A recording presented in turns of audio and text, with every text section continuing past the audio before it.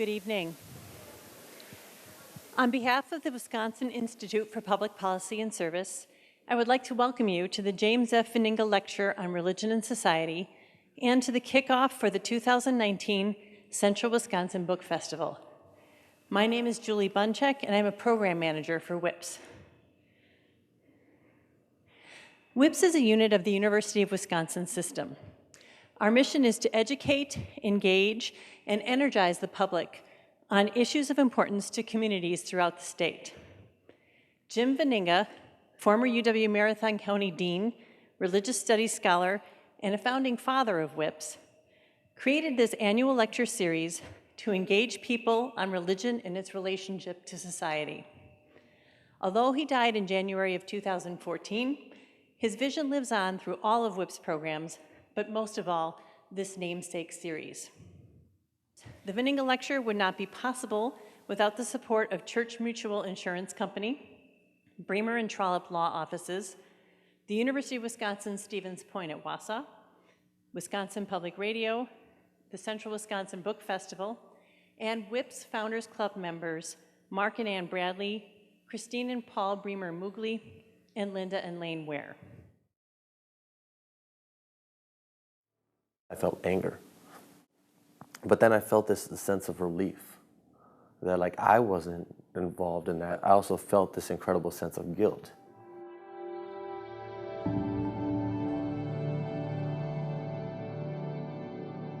For the past 5.5 years, I've continued to wrestle with those two feelings, survivor's guilt and survivor's relief.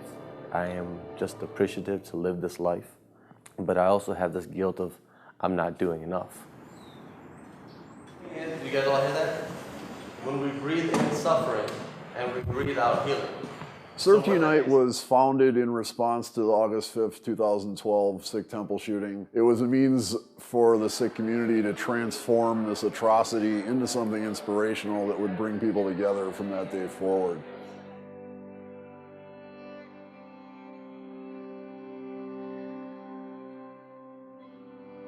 Was initially formed to bring about an awareness of the Sikh community, but then we knew that it was going to morph into something much bigger than that to really address communal healing for all communities.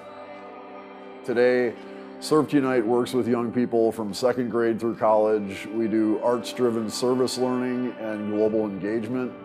We also organize a 6K run every year to raise money for scholarships for 6 young people in honor of the 6 victims of the Sikh Temple shooting.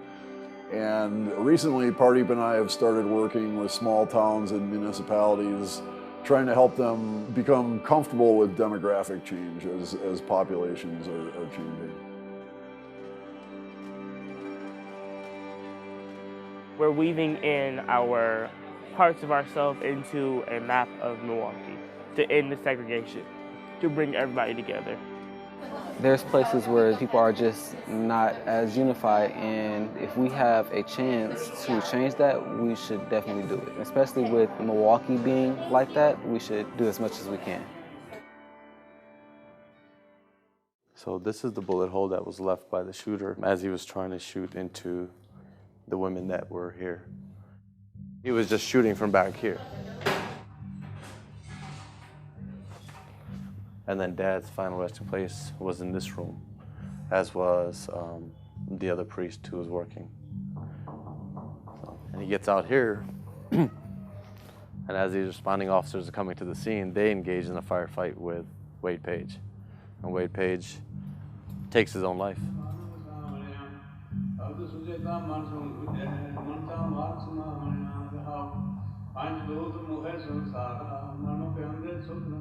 The shooter killed himself.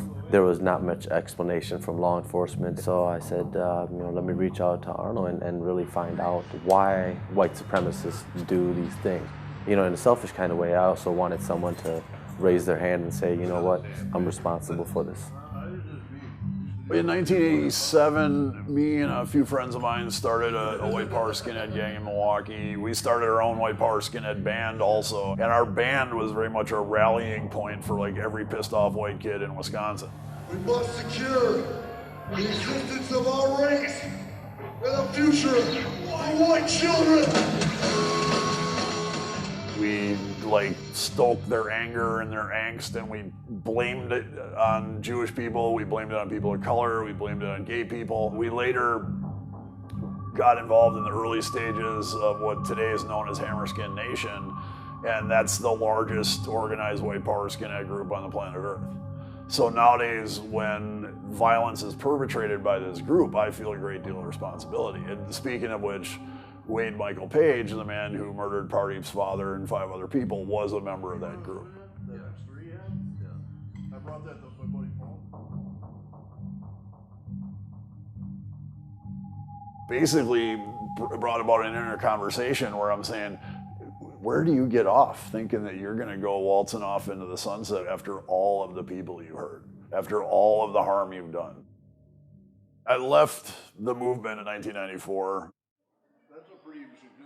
On paper, we couldn't have been more different, but when we sat down and talked, we saw how much we had in common, and it hit us at that point, like, we need to work together. We gotta do something together to basically get this message out to the world, and the more people we can help understand this, the better off we're all gonna be. Oh yeah, the murals. We had a group of people who like painted murals on the walls in our school, and they had like positive messages and like things to bring the community together. We've also been doing like art. We like to connect art. People of the high school age, you know, that they're the next generation. So it's important to me for them to have a good community for themselves, which will bring a better community for the younger generation and for generations to come. If we're gonna be the antidote for what's wrong with our society, we really gotta focus on what's right. In my experience, what's right is the truth that human beings have more in common than different. The more voids that a child has, the more vulnerabilities. So filling those voids with sort of wraparound programming, it takes a village to raise a child. And somehow, some way, we step back from that saying. But I think that saying is more true now than ever. It takes a village to really nurture a child.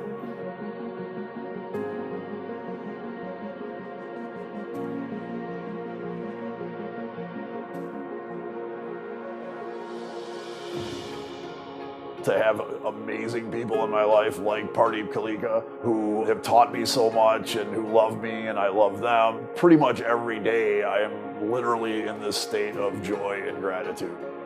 That's what life's all about. Peace and love.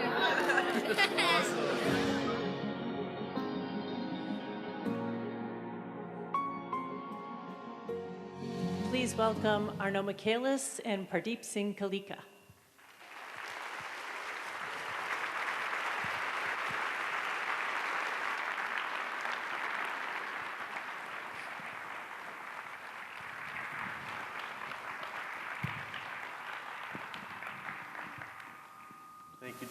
Thank you, Julie. Thank you, Eric. Thank you to the Wisconsin Institute of Public Policy and Service, to all of our sponsors, to Wausau High School. We are grateful that we could share tonight with you. We are going to co-create an experience, and we would not be able to do this if any one of us was missing from this evening. So this is my brother Arno. I know we don't really look like blood brothers. We have a different type of brotherhood, and you kind of watched it on screen. My personal journey started in this country when I was about 6 years old. I came from a small rural village in Punjab called Dugal. Both of my parents were farmers. My family's history and lineage went back to farming or military. And those were the two big fields that people went into. My grandfather was both a military man and a farmer. That was kind of life before we came to America. My dad came here very reluctantly. I think farming was kind of just in his blood. And within Punjabi culture, there is certain different career paths that you can take. And one of the career paths is farming, and those farmers are called Jats. And it is seen as very spiritual to be able to sow seeds, nurture those seeds, water those seeds, and watch those seeds grow. But with that said, he made the decision to move our family here in 1982, and here is Milwaukee, Wisconsin. Oftentimes, when I look back and I think about the story of our immigration, I think about, why did you decide to move to Milwaukee, Wisconsin? Like, why couldn't we move somewhere warmer all year round? I mean, at that time in the 80s, Milwaukee was really, as far as, it was a very thriving hub of commerce, of business. This was kind of during the time when, you know, Happy Days and all that stuff, Lucille Ball, and, you know, manufacturing jobs were calling people, and my father felt that he could go from farming into a manufacturing job. When I go back, and we were talking a little bit about our book, me and Arno's book is called The Gift of Our Wounds, shameless plug, but it's outside and we should purchase it. We should support our local businesses. We should support WIPPS. These institutions, we really do need them around, and engaging in civic dialogue. But when I look back and I think about my family's journey, I asked my mom, I said, Mom, what was your first memory when you came over to the United States? When the plane landed, what did you think about? And she said, everything just seemed so big. And I thought about it, and I thought about what that meant to her. She had only graduated 5th grade. At that time in India, lots of women and girls did not go to school past 5th grade, especially if you were in a farming family. You were kind of seen as, okay, the brothers will go outside and they'll do the work and they'll get the education maybe, but typically they went out and did the work, and you would stay at home and you would do a lot of the cooking, cleaning, and things like that. And for her to not speak English, to only graduate 5th grade and come over to a new country and try to make a life for herself, I think about it, and I think about just the journey of immigrants. And I know a lot of immigrants. I know a lot of refugees. I know a lot of asylum seekers. I don't know of one that has anything other on their mind than to make a better life for themselves and their children, than the one that they were going to lead if they stayed where they were going to stay. And I feel the need to say that because there's a political discourse that exists out there that sometimes immigrants and other people are coming here to take advantage of things. When I know that when an immigrant or asylum seeker or refugee gets a chance to be part of the American fabric, they want to give back with their utmost heart. And that, thank you.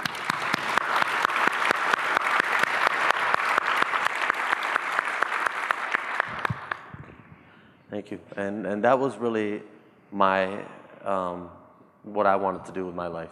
I wanted to give back with my utmost heart. And so as I growing up, I couldn't have told you that when I was growing up. When I was growing up, I just really wanted to assimilate. I wanted to kind of be like everybody else. But at the same time, I couldn't, because oftentimes I would get the questions of, who are you, what are you, where did you come from? And I didn't really know myself growing up as a boy.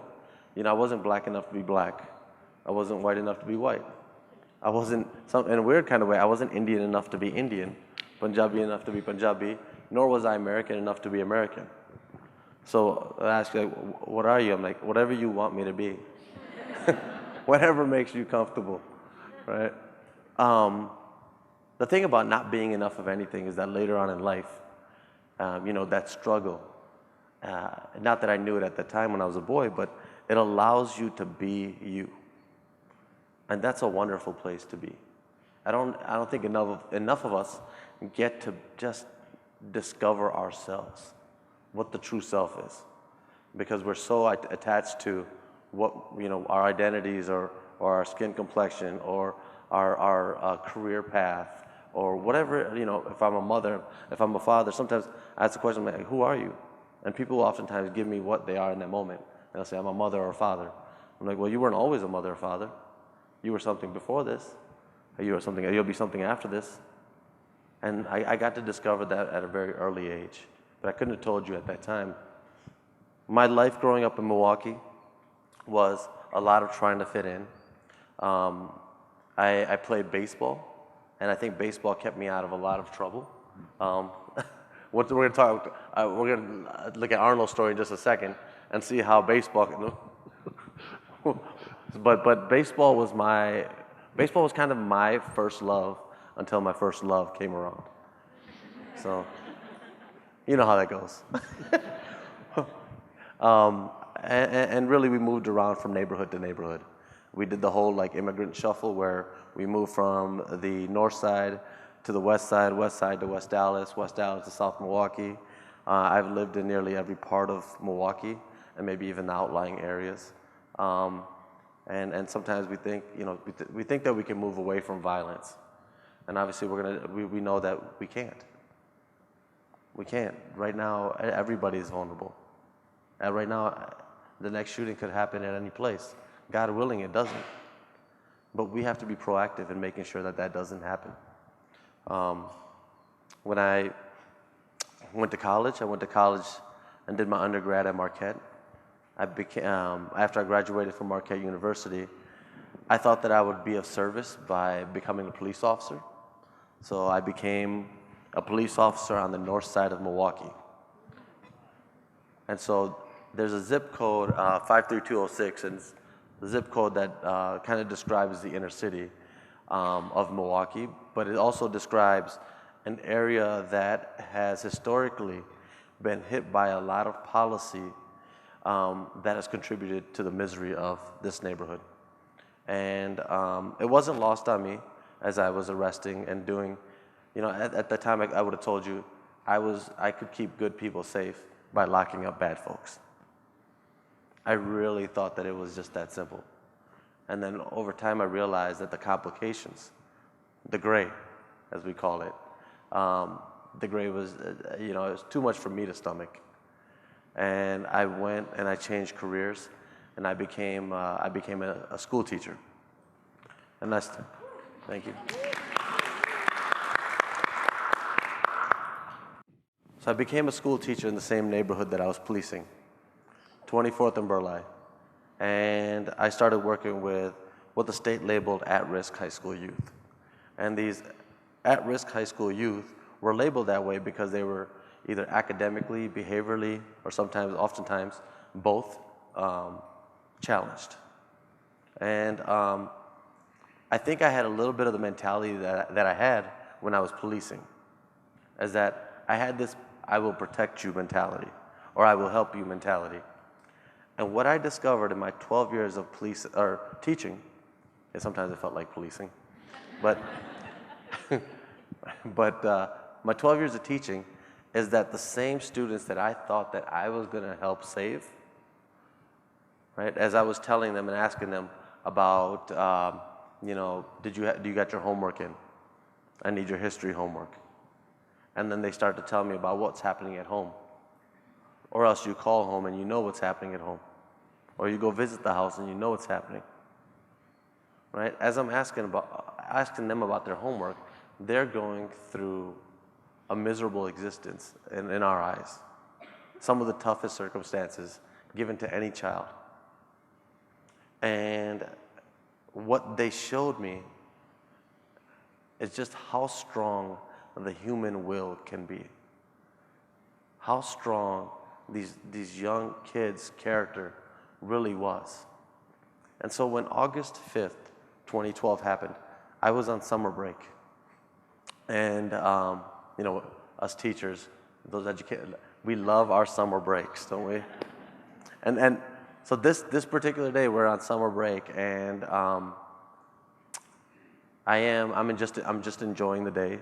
I am getting my kids ready for school, and that is when August 5th itself happened. And whatever I thought that I was going to give to these kids, they had already instilled within me. And so I didn't help the kids. The kids helped me. And the only reason I'm here today to tell you the story is that these kids that I thought that I was helping showed me how spiritually strong we could be. I was born on the opposite side of the planet Earth from Pardeep, in Milwaukee, Wisconsin, whereas Pardeep's family came here with nothing and had to put in the kind of almost superhuman dedication and discipline and work that really only immigrants can display when they first come here to achieve the American dream, which I think it'd be fair to say, like by August 5th, 2012, like you guys had made it. Pardeep's father went from working at somebody else's gas station to owning a number of his own. Both of his sons had grown. They had graduated Marquette University. They had beautiful grandkids. I was born with the American dream handed to me on a silver platter.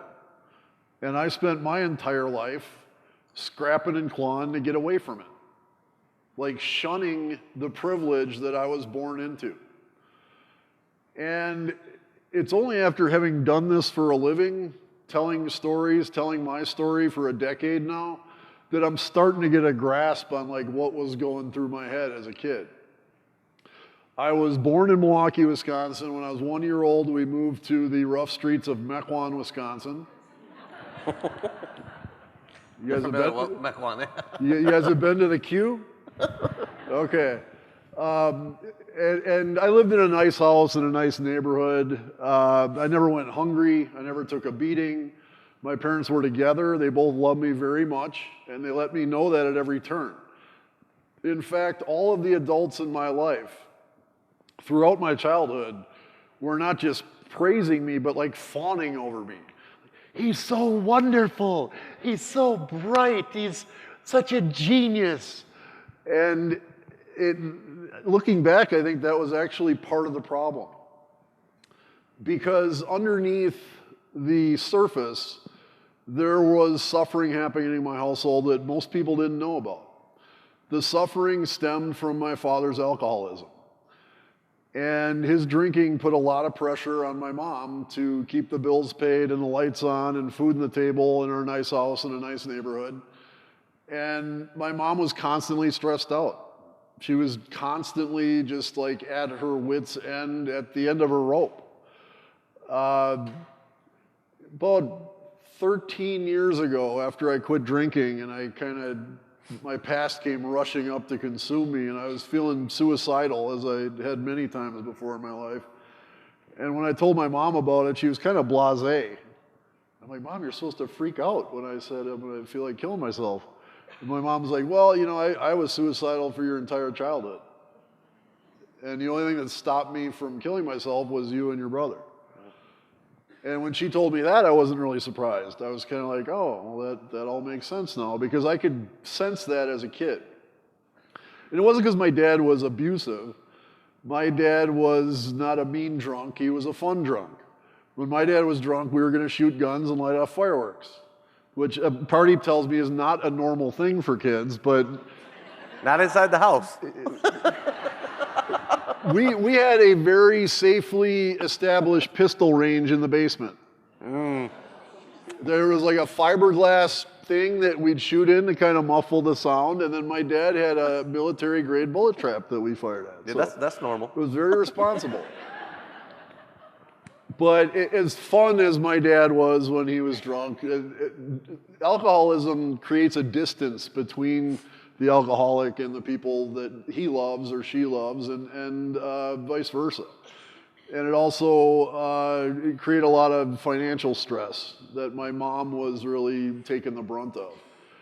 And so looking back, kind of Monday morning psychoanalysis, I think as a kid, as everybody's telling me how wonderful I was like, you know what? I'm not wonderful. I'm horrible. And if you don't believe me, watch what I'm going to do to this kid. Watch what I'm going to do to this classroom. Watch what I'm going to do to this school. Watch what I'm going to do to this society. And it started in kindergarten. I was a bully on the school bus as early as kindergarten. And I got a kick out of it. Like I got a rush out of causing trouble. It was an adrenaline rush when the kid who I was bullying's mom would get on the school bus to yell at me. And I'd be hiding in the back seat, like kind of gleefully laughing and just like getting a kick out of it. And all these other kids are like all the more in awe of me because of that. And it was very much akin to substance abuse. And as an alcoholic myself, I can speak from experience. When I first drank, when I was 14 years old, I drank maybe 4 or 5 beers and I passed out. I drank like that for another 20 years. And by the time I quit drinking in 2004, I was drinking about 18 beers a night. That was how much I could drink and still function the next day. If I lost Mr. Good Judgment before 9 p.m., I would go into 24 beers or so and I wouldn't do anything the next day. But it's an example of how that substance that gets you high, the amount of it isn't enough as you proceed into your addiction. So the amount of antisocial behavior that got me a thrill the first time was boring the 10th time over, so I had to keep escalating my antisocial behavior. I went from being a bully on the school bus to getting in fights in the schoolyard, to breaking and entering, to burglary. Started drinking myself when I was 14. The alcohol was very much gas on the fire, and now I started disappearing from home for a night at a time at first, and then a weekend at a time. Before I finally left home and was falling into the white supremacist ideology, I had disappeared for over a month. And it really wasn't until I became a parent, until I got a clue of what I put my parents through. When I think about how my mom felt, not knowing if I was alive or dead for a month, it breaks my heart. After I dropped out of high school, I also left home, and I moved into a house in River West, Milwaukee. Very diverse neighborhood, kind of between the posh east side and the depressed inner city north side, where Pardeep used to be a police officer. And that's where I was first seduced by white power skinhead music. And I'll never forget, a punk rock friend of mine put a Walkman on. For you kids in the audience, we used to have these things called Walkmans. They were like a suitcase kind of, and you had this, it was called a cassette tape. Sometimes you had to put a pen in the hole and go like this when they went. It was archaic, actually. And I'll never forget that headphones on my head, and I hear this like real aggressive music, like, and I was already into punk rock for a couple of years, and I loved punk. I loved it. Like, the music was never fast enough and mean enough. I always wanted it faster and harder. And I loved like repulsive lyrics. I listened to punk bands that were very repulsive. And now I hear this song, which is the same kind of music, but the lyrics are about race and nation and blood and soil. And I'm just like, oh, like the hair on the back of my neck is sticking up.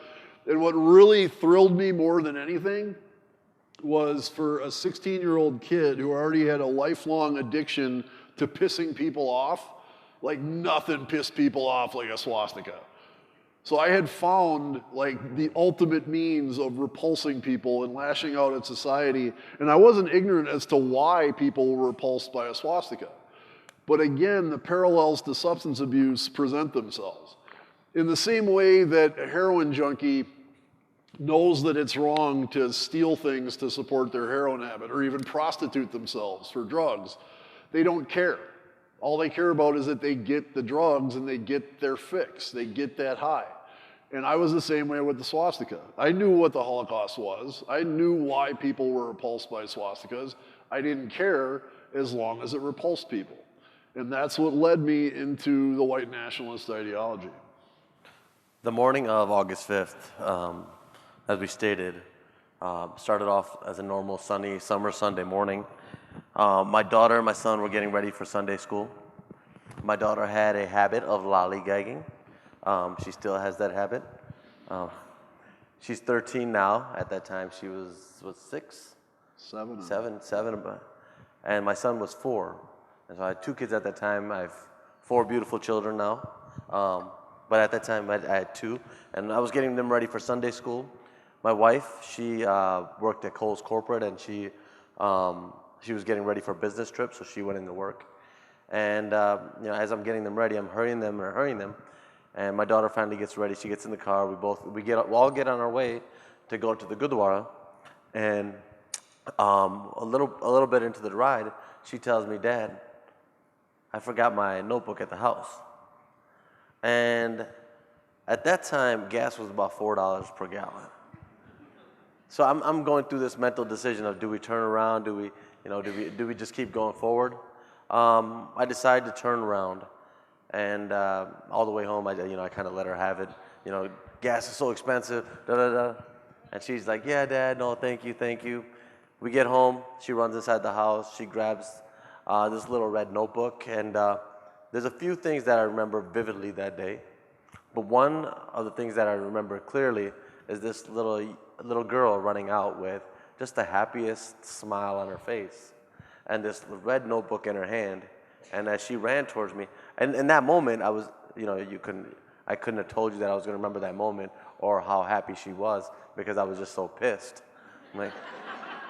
And she gets back in the car. We get back on our way to the Gurdwara, and I'm letting her have it on the way there. But just like as the teachers sort of love summer break, I went back to reflecting about I got about a month left, and then I got to go back to school and prep and this and that.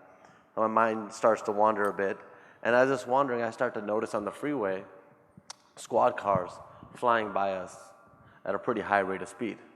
Now, former police officer, and I'm thinking to myself, and these squad cars were not just from Milwaukee or Oak Creek, they were from all over the jurisdiction.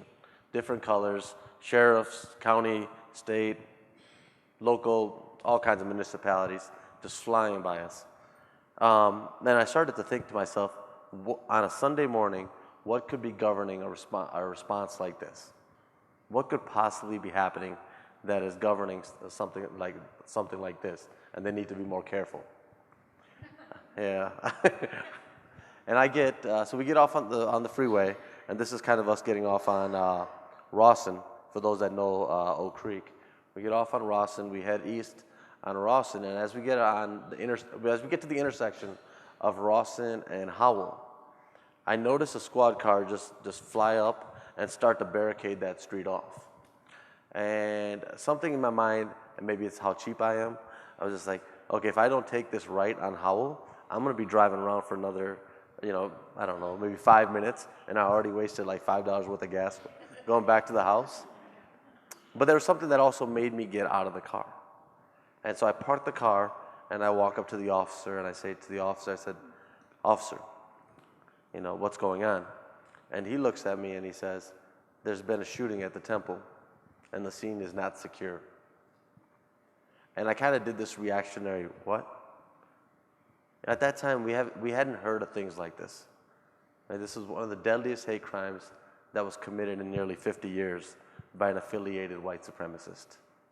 And sad to say, this has been far surpassed by crimes that have happened in religious places after this.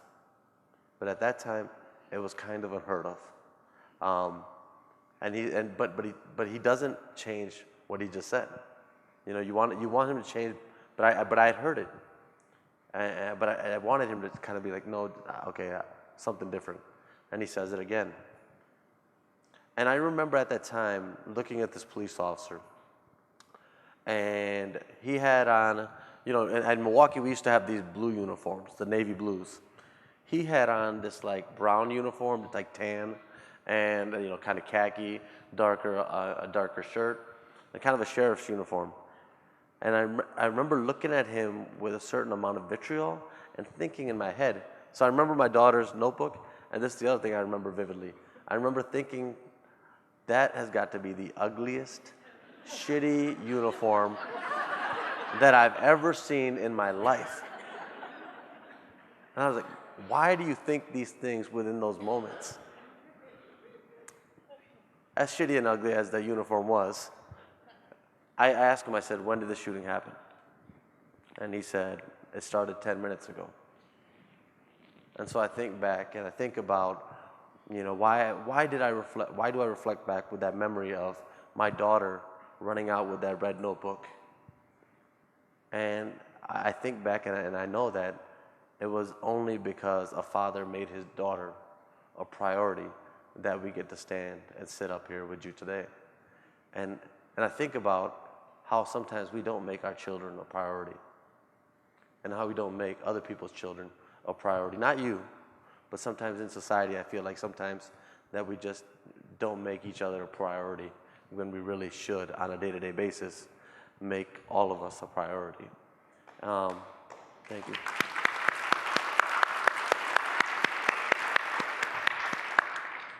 And so that was, I mean, that, as far as like the rest of the day went, we really wrestled with what had happened to us. What had happened to us. And nobody ever wants to feel like the victim. But that day, and this, I had lived a life where I felt like I could do so much as far as being the instigator, sort of being inspired to do something about whatever my existence was. But that day, we truly felt like we couldn't do anything. We truly felt like we were victims. And I remember trying to regain and trying to regain a sense of control that day. Helping the FBI translate, trying to find out what happened inside. Only to find out by the end of the day that a white supremacist had taken 6 lives, shot a police officer 15 times from close range. The police officer would survive, and 2 other people were shot. One other person who doesn't get mentioned enough, Pardeep Singh, 7.5 years later, is still in a vegetative coma. So as much as we got our loved ones and then they rested in peace, this person is still in this coma, and his family is still waiting for him to wake up. All of these lives disrupted. And I will tell you, that day,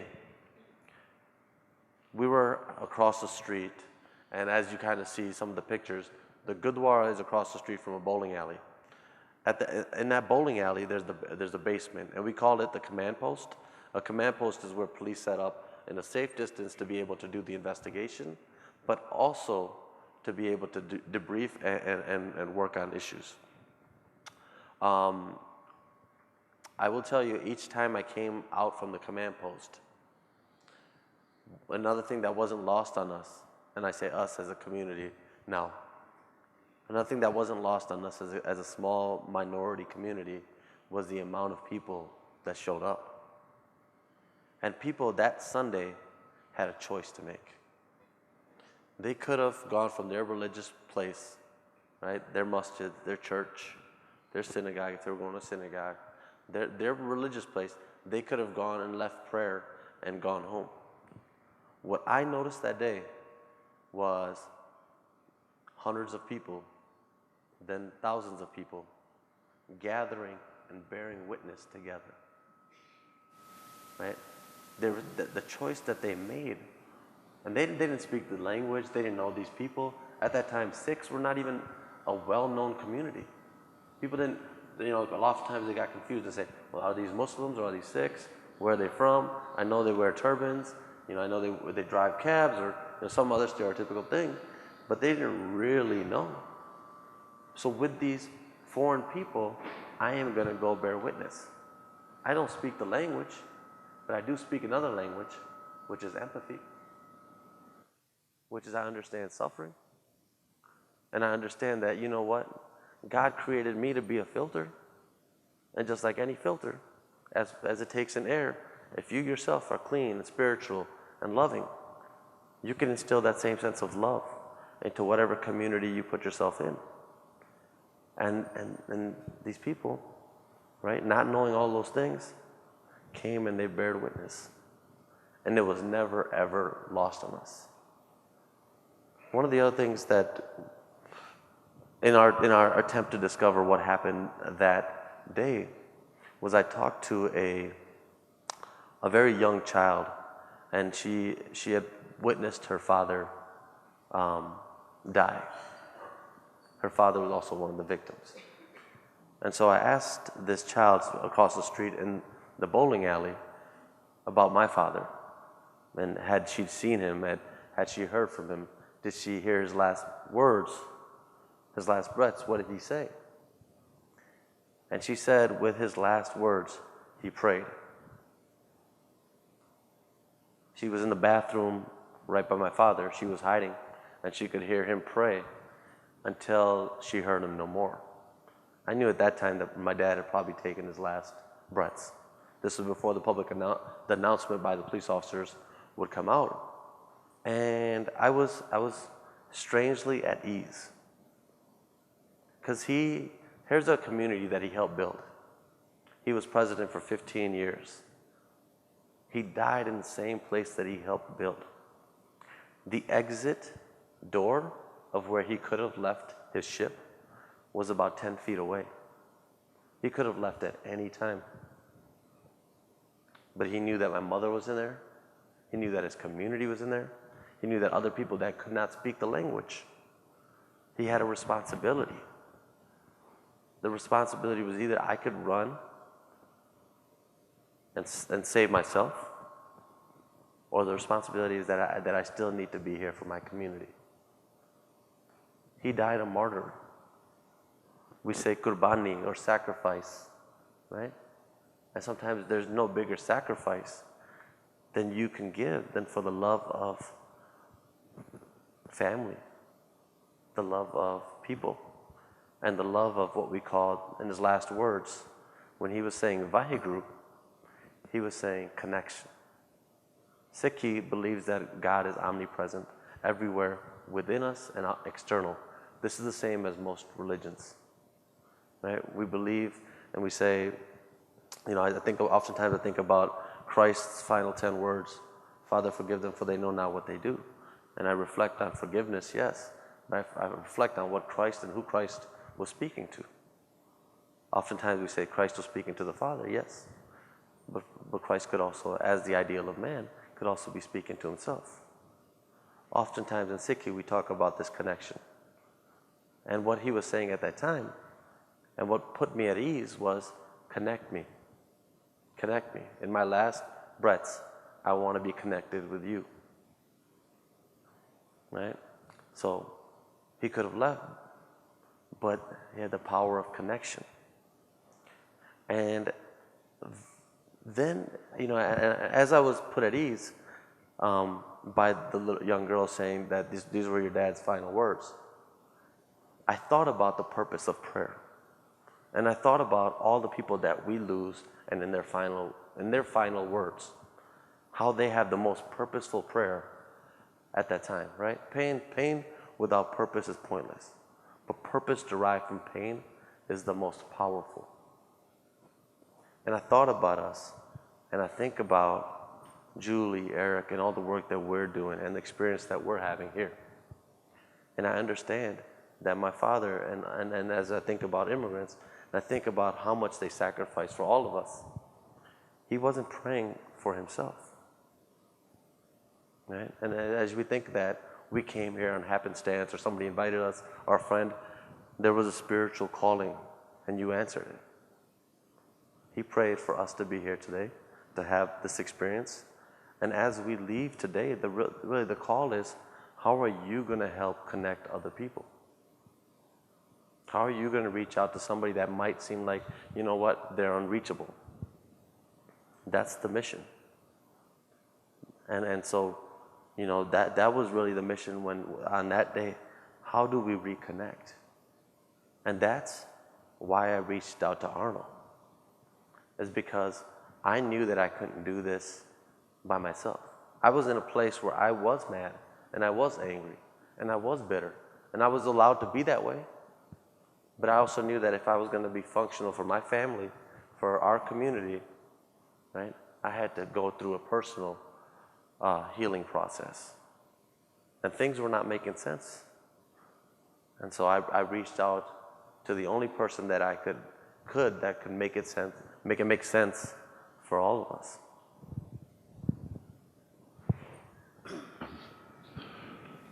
It's interesting, when I first met Pardeep, I thought I was going to tell him the story that I'm telling you guys, and that I now tell for a living, and I've been doing that for a decade.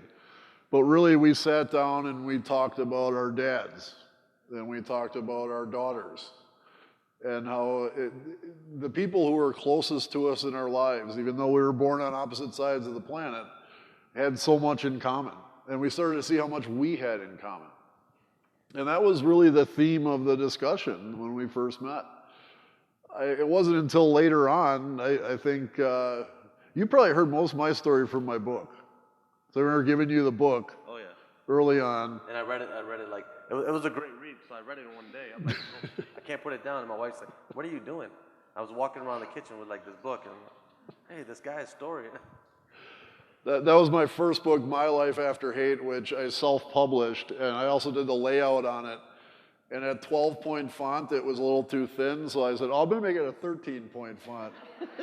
So it looks like a proper book, and that's why many people do read it in one sitting. Reading that book, it talks about how once I kind of caught this bug of white nationalism, and it's white nationalism, like all forms of violent extremism, is an exercise in victimhood. And it's very often done by people who really have no business even pretending that they're victims.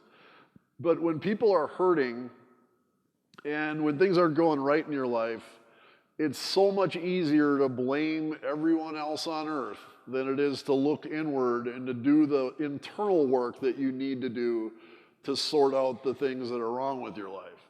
It's so much harder to do that than it is to just blame black people or blame Jewish people, blame the people with the turbans and the beards, blame gay people, it's blame white people, blame whoever. Whenever you're blaming someone for the lot of your life, you're casting away your ability to solve those problems. You're casting away your ability to improve yourself and really take control of what the situation is. Combine that core issue with the fact that my friends and I were like radiating hate and violence into the world around us at age 16. And the world reflected that back to us. The world that we live in is very much a system. And what we input into the system determines what kind of output the system's gonna give us. So as my buddies and I are radiating hate and violence to the world's like, oh, you like hate and violence? Here you go, let's take your hate and violence, multiply it times 100, and then give it back to you. And how do you like that? Within 6 months of starting this gang, my best friend who I started the gang with, who played guitar in my band, went to prison for shooting a kid that came to do a drive-by at our house. Within 2 years, another dear friend of mine was shot and killed in a street fight as he was out practicing hate and violence as I had taught him to do. And rather than take these misfortunes that we brought upon ourselves as wake-up calls, we continued to blame everybody else. It wasn't my friend's fault that these kids came to do a drive-by in our house. It wasn't his fault that he shot them. It was the Jews' fault, because the Jews are trying to kill all the white people on the planet Earth. Now, as ridiculous as that should sound to any thinking person, to 16-year-old Arno, it was literally music to my ears because it pissed people off, because it gave me an excuse to not look inward and solve the problems that were the root of all my failures. This went on for 7 years, and it was the most miserable 7 years of my life. I tried to kill myself twice during that period, both times by slitting my wrists. Lucky for me, I had 2 separate skinhead girlfriends, one at each incident, and both of them were not squeamish at the sight of blood, and they knew first aid, otherwise I wouldn't be here talking to you. It could be argued that the whole 7 years I was a white nationalist was a big, long, ongoing suicide attempt, because I didn't care what happened to me. I had no regard for my safety or the safety of anyone else, and I had no thought of my future. I remember I had all kinds of stupid tattoos back then, and when I was 17 or 18, people would come up to me and they'd be like, you know, you're gonna regret those tattoos when you're 80. And I'd be like, I ain't gonna live to be 21. And I meant it. I really felt that way. That's like how dismal my life is. It was, and that's how hate makes you. That's how hate destroys human life. It's absolutely wrong for anyone to be a target of hate. And I really don't know what it's like to be a target of hate. I've never been a target of like deep-seated hatred in my life. But it's important to understand that hate harms the hater as well. Violence is the same way. I would never say that violence harms the perpetrator of violence as much as the victim or in the same way as the victim, but violence harms the perpetrator as well. It damages you spiritually when you commit violence against other people. Throughout this 7-year process, I had this growing sense of exhaustion. And the exhaustion came from all sorts of directions. For one, I knew what I was doing was wrong from the get-go. I had an inner voice, sometimes as I'm hitting someone, this voice inside me is going, what the hell is wrong with you? Why are you acting like this? This is wrong.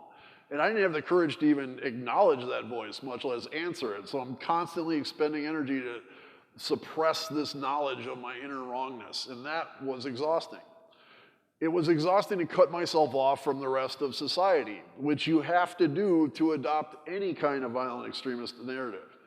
I've been working not only as a speaker and an educator, but also as a counter-violent extremism consultant internationally for a decade.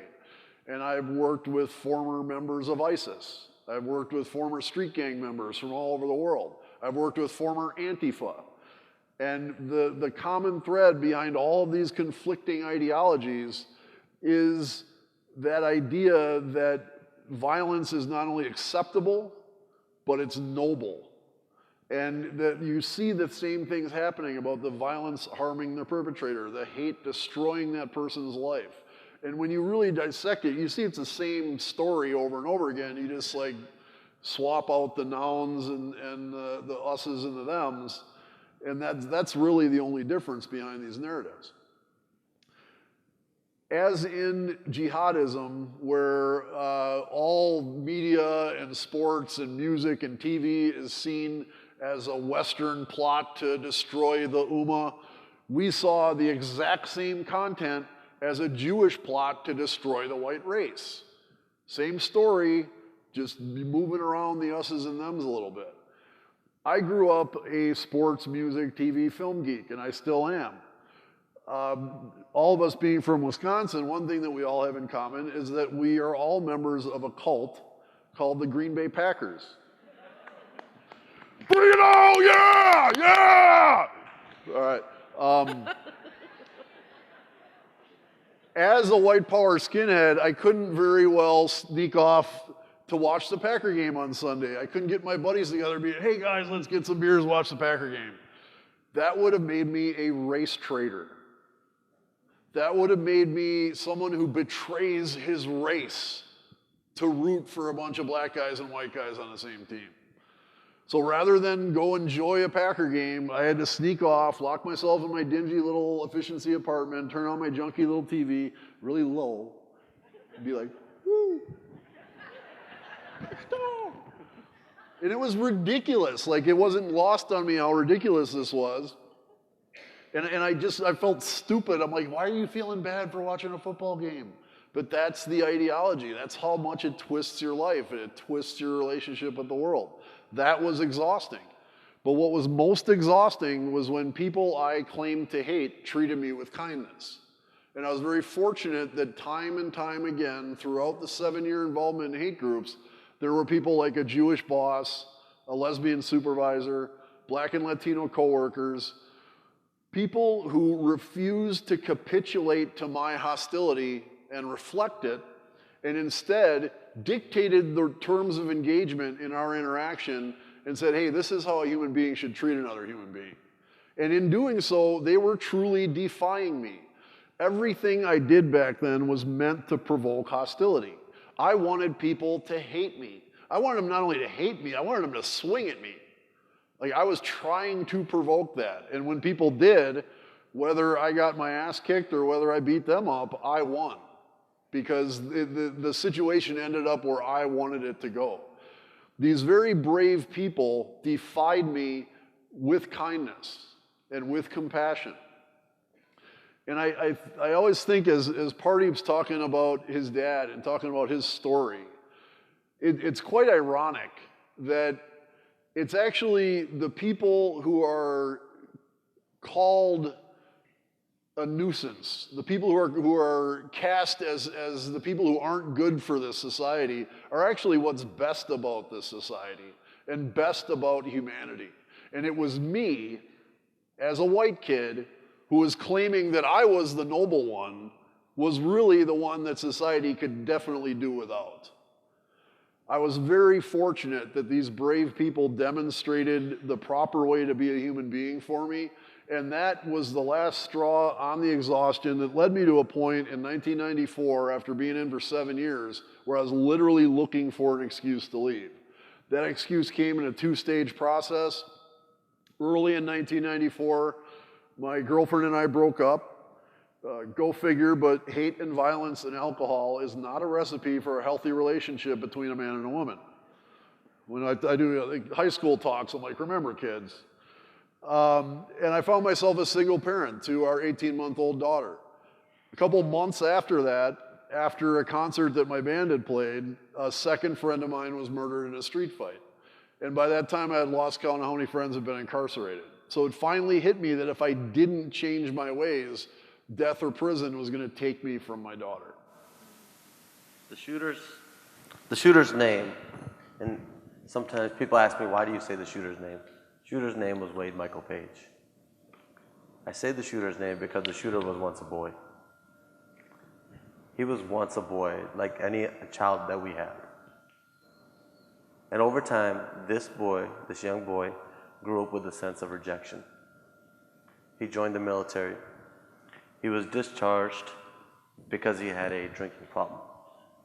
He came from a small town in Littleton, Colorado, the same town that Columbine happened. When he came back, he saw that with his own eyes. And when he saw that, he also saw his feelings of rejection. And if you felt rejected, this is what you could do.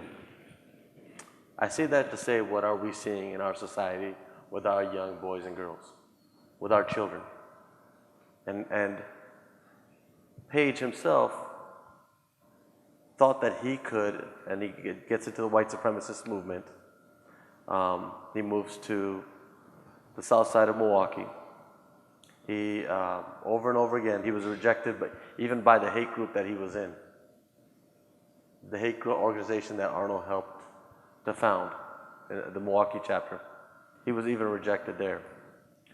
Some of his final days, he was rejected by his fiancée as he proposed to her. How are we as a society going to create a healthier society if we keep creating a rejection in society? We're not. We're only going to create more dangerous people such as the Wade Pages of the world. So after the shooting happened, I spoke about how my feelings of bitterness and anger and things that were coming up. I also knew that I couldn't rest and be sad or feel bad for myself because there was a lot of work to do.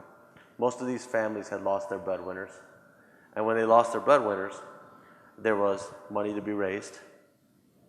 There was funerals to be arranged. There was all kinds of work. And sometimes what I do is I bury myself in work because I don't really want to feel. So I just start to bury myself in work. When I reached out to Arno, I was getting to a place where I was just exhausted. We are oftentimes really good at looking out of windows, but we suck at looking in the mirror. We look out and say, what's wrong with society? What's wrong with this or that? Look at how, but we don't look in the mirror. And I had to really take a good look in the mirror. And sometimes when you need to look in the mirror, we reach out to the likely person, but when we reach out to the most likely people, sometimes our friends, not to say they're bad friends, but friends sometimes, they will say, okay, yeah, and you know what you say about yourself, they agree, right? They don't challenge, sometimes. And I needed somebody to lovingly challenge everything that I was feeling at that time. I didn't know that at that time.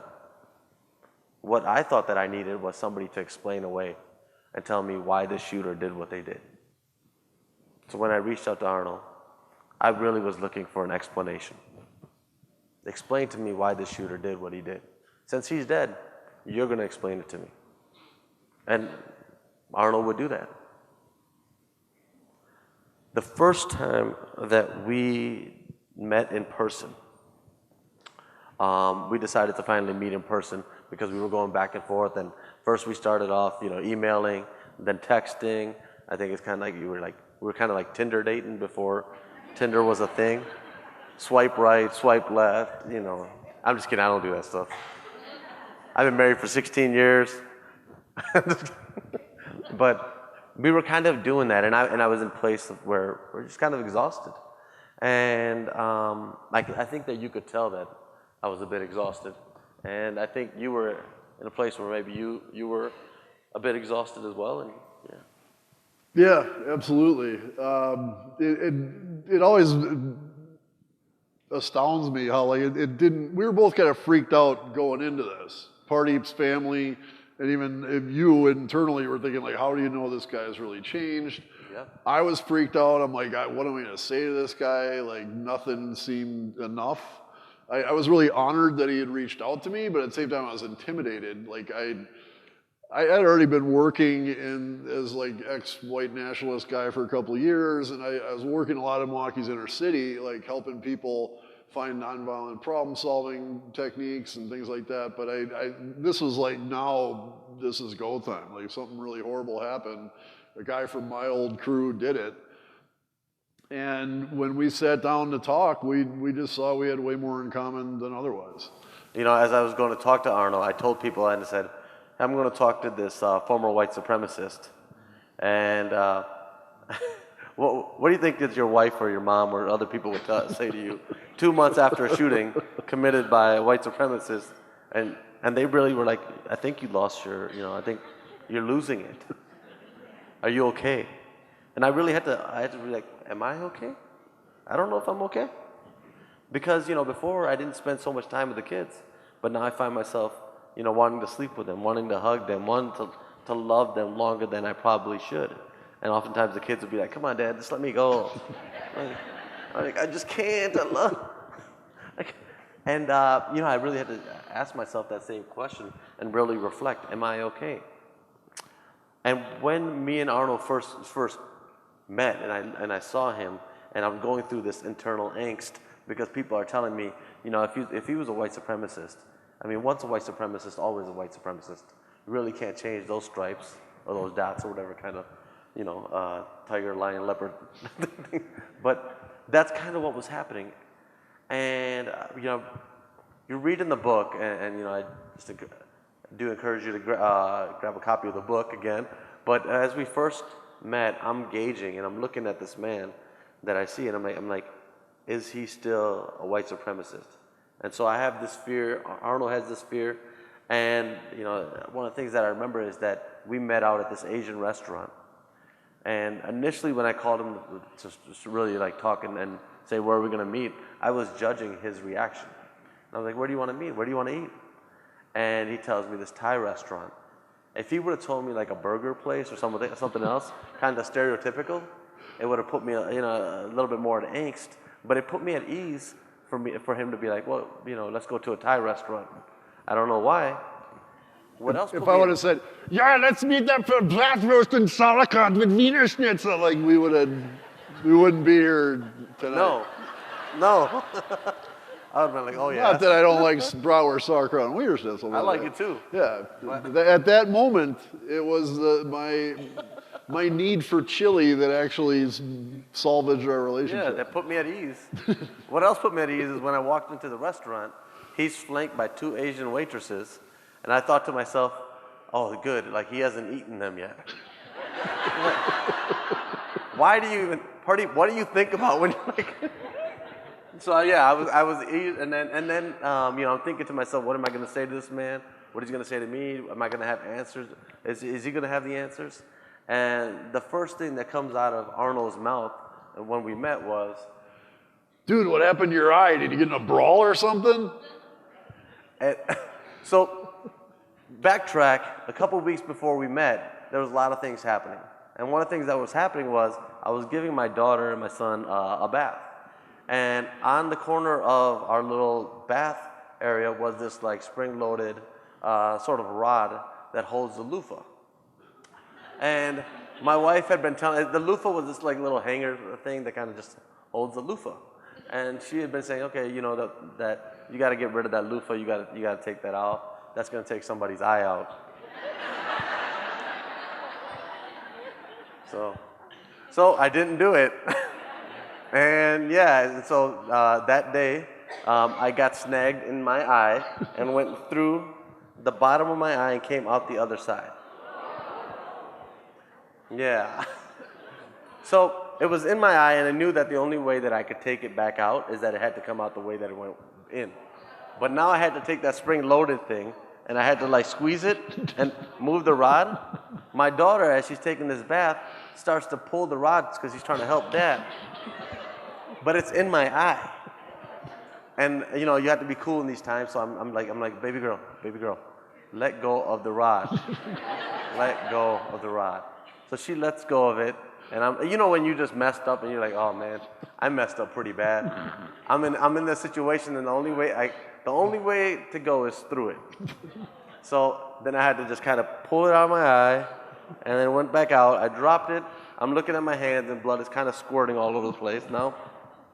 I put it over my eyes, and we were so panicked that we ran to the urgent care. The Aurora urgent care, we ran there. The kids got dressed and we ran. And on the way there, I was calling my wife, and I'm like, hey, honey, remember that loofah hook that you told me to get out? Yeah, you know, and she's just, you know, like, God. So she's upset. She's, you know, she's coming home. She's meeting me at the hospital. I walk into the ER, the emergency urgent care, and they look at me and they're like, we don't take those here. I'm like, you don't take what here? This is a walk-in urgent care. I need urgent care. And no, they're like, you know, we don't take that there. Luckily, my wife, by that time, had made her way to the urgent care, and she's like, get in the car. They're not going to take that here.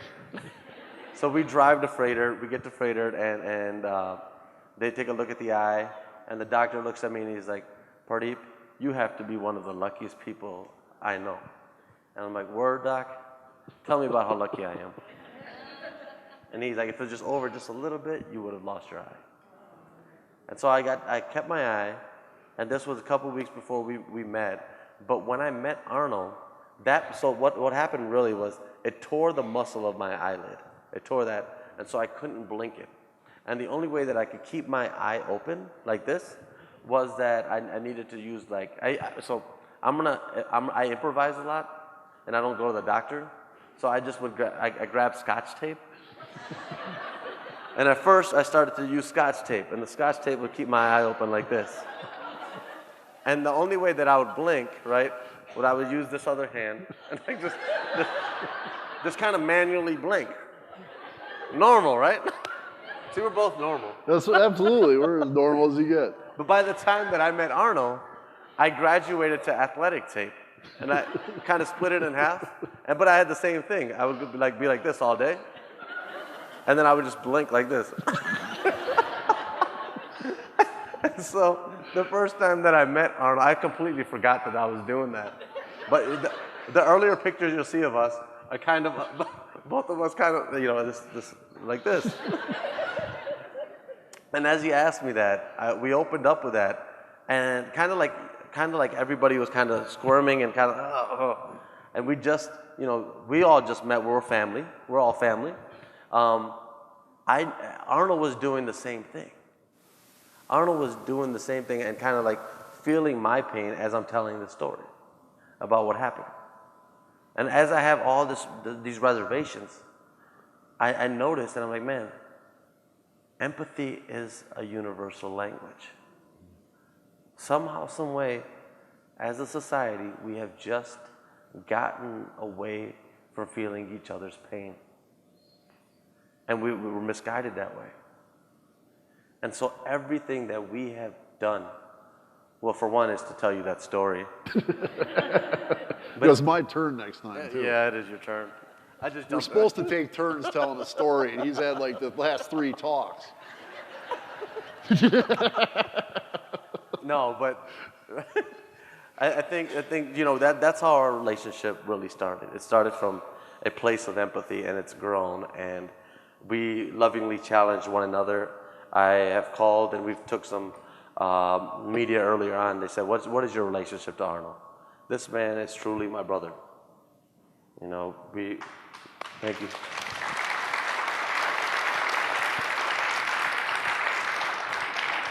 So with that said, I think we've gone over on time, but can we take a few questions? Do we have time to take a few questions? We absolutely have time to take questions. So actually, can we bring the lights up a little, Glenn? So when we asked... oh, thank God, I can see everybody. we asked Arno and Pardeep if they would take questions, and Arno actually specifically said, yes, we love questions. We love hard questions. So whatever you got, bring it to him, and we will bring a microphone to you. I saw your hand first. Why no shoes? That's an easy question. It's because being on stage in flip-flops would be ridiculous. Thank you, though. He likes to be grounded to the earth.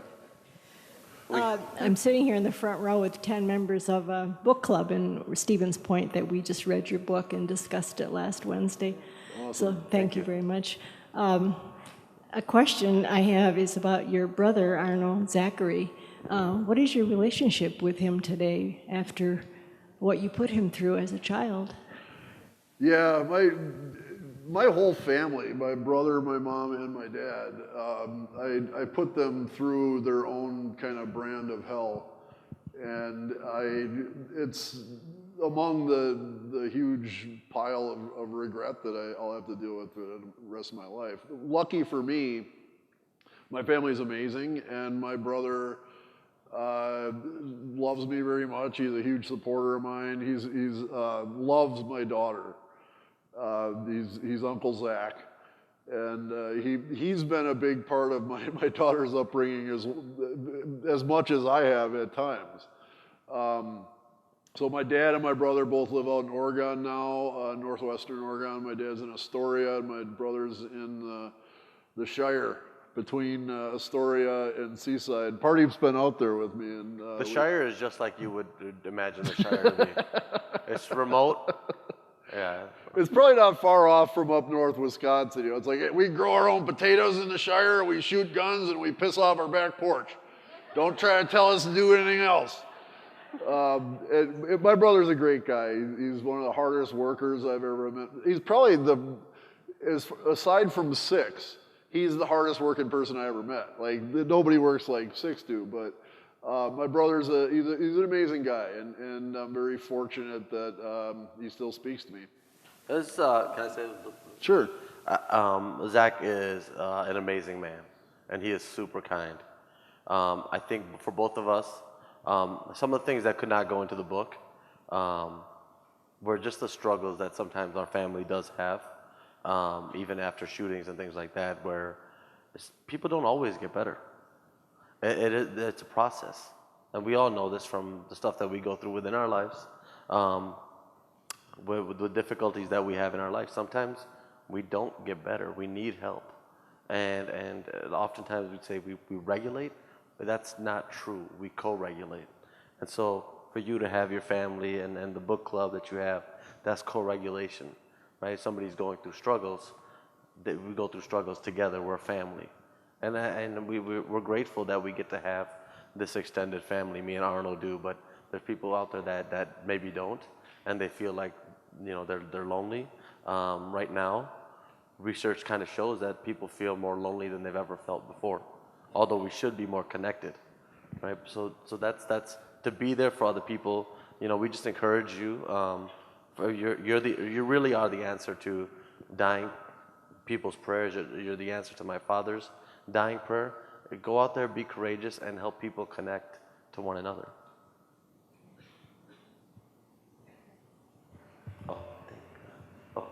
So Arnie, we meet you tonight in this part of your life and your story, yet I feel that unfortunately if we would meet you in your teens or your 20s, we won't be so apt to forgive or to accept where you are like we most likely do tonight. So I wonder, you know, you alluded to empathy being the key to, you know, really moving past, you know, accepting these things. We see every day in the news, somebody makes a wrong comment and their career is ended. They make the wrong act, and their lives are turned upside down. And I don't think we give people the chance to apologize. We won't accept that apology. I don't think we give people a chance to right their wrongs because we just write them off. So how concretely do you think, or how do you, moving forward, do we act to those, the racist comments we see today, or maybe an act that we see on the news? How can we act? How can we, move forward and move past those things, both in our lives and on social media? I think what's really important is just ask ourselves what sort of justice, first of all, what is our idea of justice? Justice is a subjective thing, and a good way to illustrate that is that pretty much right down the middle, half of our country thinks that the death penalty is the ultimate justice, and the other half thinks that it's the ultimate injustice. I happen to be in the latter camp. But the question I ask myself is, what sort of justice do I want my society to have? And the choices to me are a punitive justice, where punishment is justice and that's seen as a solution, or restorative justice, where redemption is seen as justice and the solution is actually giving people a chance to first of all, answer for the harm that they've done and understand the depths of that harm and understand how much it hurts and then motivate them to answer for it. And so to me, it's a very plain decision. I believe that not just people who are hateful, but crime itself. Like, if you're happy and things are going well in your life, you really have zero impetus to commit any kind of crime, much less hate somebody or hurt somebody. Whereas if you're suffering in your life, that's what drives people to commit crimes. Whether you're stealing to support a drug habit or you're stealing because you need to feed your family, whatever, you're doing that because you're suffering. And I wholeheartedly believe hate is the same thing. I know from experience that I was miserable when I hated people. And I believe that anyone who is perpetrating hate is miserable as well. Therefore, what sort of logic is there to make them more miserable than they already are, thinking that that's going to solve the problem? And that doesn't mean you just lay back and let yourself get walked over. I'm not a pacifist. I think, unfortunately, there are times when force is necessary to stop someone from hurting themselves or hurting someone else. But after that force has been used and that person's been neutralized, we need to think about how we help that person get out of that place where they are, which is making them act that way, rather than like, oh, we're just going to punish them until they, like, punish them into being happy, punish them into behaving. It just doesn't make a lot of sense to me. So from my experience, I know that I could not have made the transformation that I have made if it wasn't for people giving me a chance. If it wasn't for people who had zero reason to treat me with kindness and zero reason to see the human being in me, but insisted on doing so otherwise when it was absolutely like they had no obligation to do so, those were the people who changed the course of my life. So I know from my experience the miraculous effect that kind of justice can have, and that's why I'm an advocate for that kind of justice nowadays.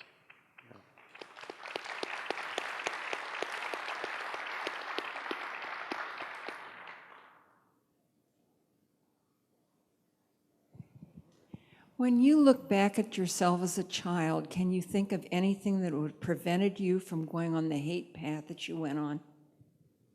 The quick answer to that, in my case, and this is different for every kid, so it's important to have like as broad of an offering to young people that we can, but in my case, I really believe martial arts would have been very transformative, and it would have been the outlet for my anger and aggression, the healthy one that I needed.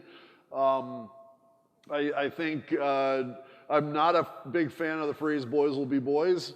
I don't think that's an acceptable excuse for anything, but Testosterone is a real thing, and we're not just going to snap our fingers and make it disappear. We need to find a way to manage testosterone in a healthy way.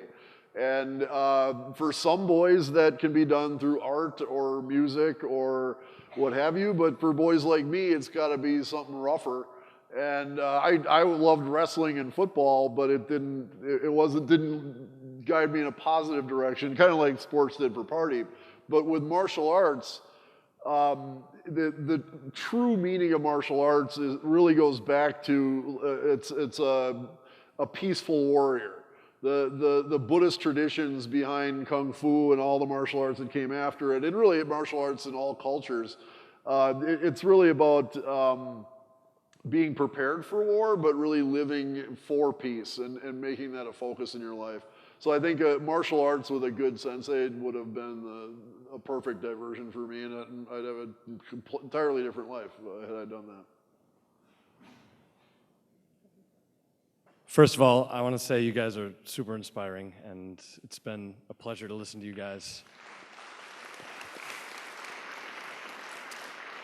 I had to write my question down because I didn't want to forget it, and it's kind of like an amalgamation of all the things you talked about.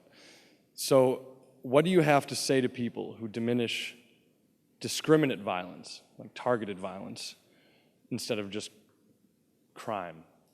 What do you have to say to people who diminish discriminate violence or movements like Black Lives Matter with reactions like All Lives Matter or Blue Lives Matter? Is that hijacking empathy, or is that just becoming more aware? You know, I think this kind of alludes to the question, and maybe this, I think that people are crying for voice. I think people are hungering for connection. And I think whatever it is in society that exists is not fulfilling that appetite. And whether it is, we have just become very much a rejectionist culture. And so when we don't understand the layers and say, okay, you know what, this is Black Lives Matter, and we've developed false equivalencies sometimes to say, okay, well, if that matters, then this should matter. And you should be able to say, okay, I get it. You don't feel like you're heard. I get it. You don't feel like you're, as far as like you personally. But then you also want to take it and say, you know what, I'm the type to say, you know what, I don't want to reject that because I don't know what's going to happen to that person once they leave my proximity. I want to go to a place where I corral that and say, okay, here's the challenge. The challenge is that you think that this equivalency goes for what you're believing in. And say, okay, all lives matter because now somebody said Black Lives Matter without understanding the context, the history and stuff on why Black Lives Matter exists. And I want to say, and this goes back to saying, let's reflect on why we're saying that. Even as we say Black Lives Matter, why it is that we're saying that, and what are we doing about it to make it matter? Rather than, over the last couple weeks, I have reached out to I don't know how many people to talk about Kashmir and what's happening in Kashmir. And I find that a lot of people are just, they're fine being activists on social media. But when it actually comes to hitting the pavement and really doing the work, that doesn't exist as much. And I don't know if maybe I'm not answering the question. Maybe hopefully I'm. Yeah, but I think there's a danger in developing those. I think there's both a danger in developing those false equivalencies, but I also think there's a danger in also rejecting that false equivalency. So both are true, and they both can be true. And I try to exist in that saying, okay, if that person is saying it, what are they intending to say? Why are they saying it in this way? I was out at a peer recovery conference and we were talking about this, and somebody comes up to me and says, you know what, I don't like your people. And my daughter was there, and she's 13, and she's hearing this, and I'm going to shorten the story for you, but basically he's like, I don't like your people because I think that you're cowards. If you weren't a coward, you would have fixed whatever you were going to fix in your homeland instead of coming here and taking advantage of our resources. And so I have a decision in this moment to say, what do I do with this? Because he might not ever have this situation again to meet with a person like me that he can direct this anger to, but then I can redirect it back. And so I started asking questions and say, basically, well, what makes you say that? When did your ancestors come here? What were they thinking? And he starts to get to a place where there's so many questions asked that he has to reflect on, that he gets to a place that says, I'm just a racist, and I grown up a racist, and now this is what I think now because it made sense to me. But if I was to reject him right off the bat, right, I could have just said, hey, you're an idiot, right? And I would have been justified. I would have been fine. But sometimes the difference between being right and being effective are two completely different things. I'm all about being effective because I don't want that person to go hurt somebody else. And not that it's going to happen like that, but I also don't want that person to go home and abuse his wife or his child or this or that. We just if we reject people, hurt people hurt people. People who feel rejected will go out and reject other people. We just got to get back and step that back and say, how do we create a healing society rather than a rejectful society? But great question on it. I think also that punitive versus restorative question comes into play. If Pardeep would have said, like, you are a hateful bigot, I'm going to dox you, blow you up all over social media, I'm going to get you fired, I'm going to see you suffer for being such an asshole racist, like, that one could look great in a Quentin Tarantino movie, but, like, what kind of real-life effect does that have? And honestly, like, Pardeep and I are both very pugnacious, we're both very competitive, and we're here to win. And when we're in a situation like that, what does winning mean?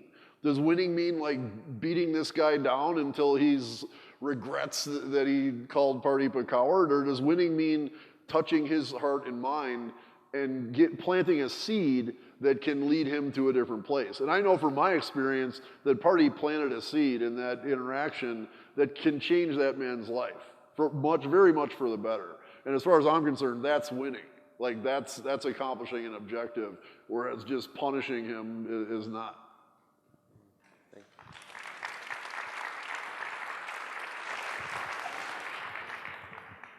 One more question. Okay, my name is Cam Yang. I just want to, I guess, thank you guys for sharing your story. And Pardeep, I can certainly relate to your story about how your family came to the United States. I am a Hmong resident in the Wausau area here, and our story is very similar to yours, where our people came here as political refugees after the Vietnam War. And we're farmers too. We try to contribute to the community here. As you may know, Marathon County is a huge producer of the ginseng, and a lot of Hmong people farm ginseng here. So I can certainly appreciate your story. My question to you is, we are very hardworking people in the community here, but there are people who just resent us and we don't know why they do. And I don't want to just be a sitting duck and not do anything about it and just cry about it. What can I do as a minority person to fight back against hate? Do I be nice and go out there and try to do good to the community to show that, hey, my people is not like what you think? Or do I stand up strong and fight against people who hate? So any advice from either of you would be great. Yeah. No, thank you. I think you have a room full of family that will support you.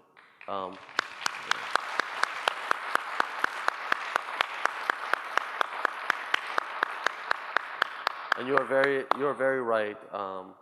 In Milwaukee, we work closely with the Hmong population. Some of our best friends are Hmong.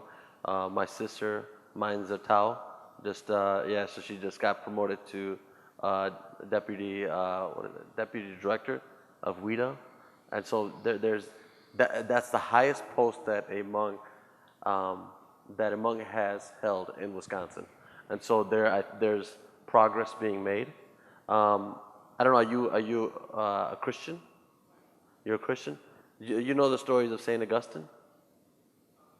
Saint Augustine. So Saint Augustine talked about love, and he talked about sometimes we have this infatuatory type of love, where we fall in love, and we know that the real true love. How many people have been married for over 30 years in this room? Awesome. You guys deserve it. So those that have been married for a long time, not to alienate those that haven't been married, but those understand that love is not something where you fall in love. It's something that where you commit and you grow, and sometimes that takes a lot of hardships. And what I understand from you is that there's a lot of hardships in the way that you're feeling and you navigate town. And when you navigate town, there's always this internal, external battle. How are people looking at me? What are they saying? Are they discriminating? Sometimes if I get passed off for promotion or I don't get a job, I have to think about, is it my skin complexion? What is it? What am I being rejected for? Is it and it's a truly consuming feeling to say that I was rejected not because of my lack of qualifications, but because of who I am. Because I can't change that. That's just that existence exists. But we have to be committed. We have to keep coming back to it. And so that sort of St. Augustine sense of love, we all have to come back to it. And we all have to challenge ourselves and say, you know what, how can I stand in solidarity of minority communities within our town? I know that this person at this store or at this church or at this place, there's not a lot of this minority within those spaces. So how are they navigating the space? We all have to say hi. We just have to go above and beyond just to be connected. And you become involved. You become involved with organizations that are doing great works, WIPPS. You become involved and you stay committed to that. And I promise you that we are going to get to a place where our children, and I'm not, some of the best messages that I got post August 5th were ones of honesty, where a mother would say, Pardeep, I don't think that my children, when I drop my children off at school, I used to see the brown kids, and for some reason, I just never invited the brown kids to our birthday parties. Right? This is honest people just kind of spilling and saying, you know what, this is how I was. So people self-reflecting and saying, I wouldn't invite the brown kids because I didn't think they really had anything in common with my kids. Right? 2012, and people in Oak Creek are just like, this is just the way it is. And as a mother, now I'm going to go above and out of my way to make sure that all of those children in that class are invited, everyone. And so that is what we can do as parents. That is what we can do as children. We can ask our children to be that inspiration going forward. Maybe it doesn't happen within the generation here or our generation or our children's generation, but I promise you, if we keep going to where we're going to, the moral arc of this universe will bend to the good. And when I say bend to the good, I mean bend to the open and bend to the connected. And we will all see ourselves. There's an old saying that, we say, after when my life was ending, if I was born a Sikh, I didn't consider myself a Sikh no more. I didn't consider myself a Muslim or a Christian. I didn't know if I was black, white, brown. I didn't know how rich or poor I was because all that really didn't matter. What I knew is that I felt connected. And not to say that that doesn't matter because we're all special and we're all unique in that way. But we are much more connected. We are much more alike than we are different. And we just have to know that. So you have 250 family members today. All right? Welcome to this family.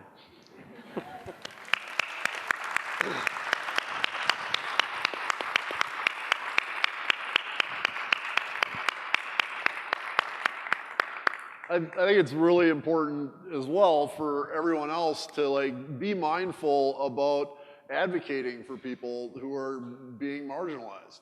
I was an IT guy prior to this life, and I was working after hours in a client's office once, and there was some guys in the office pulling RJ45 cables to put some new computers in, and they're both doing their work while I'm doing my work, and I overhear them as they're talking, and one of them goes, "Come on, man, that looks like a bunch of Mexicans did it.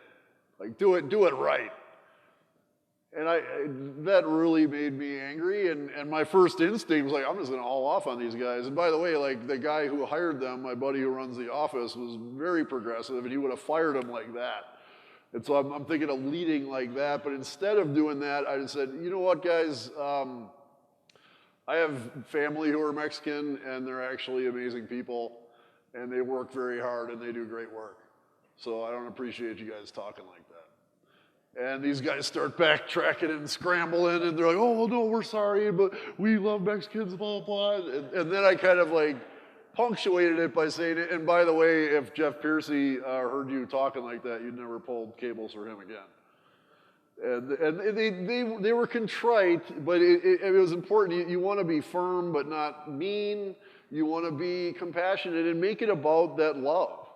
And I think in communities, small towns where the population is predominantly white people have an obligation to be advocates and be allies. And that goes for, you know, a Christian community or whatever kind of group you're in. If there's members of your group who are marginalizing people outside of the group, just ask them and ask your entire group, like, is that what we're about as a people? Are we gonna let that define us?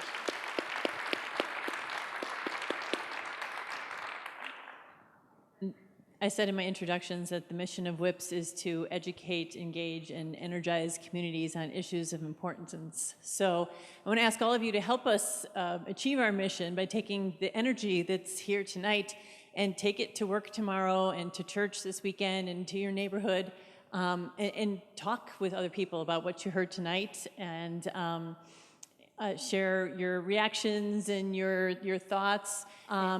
And please join me in thanking Arno and Pardeep for this amazing presentation.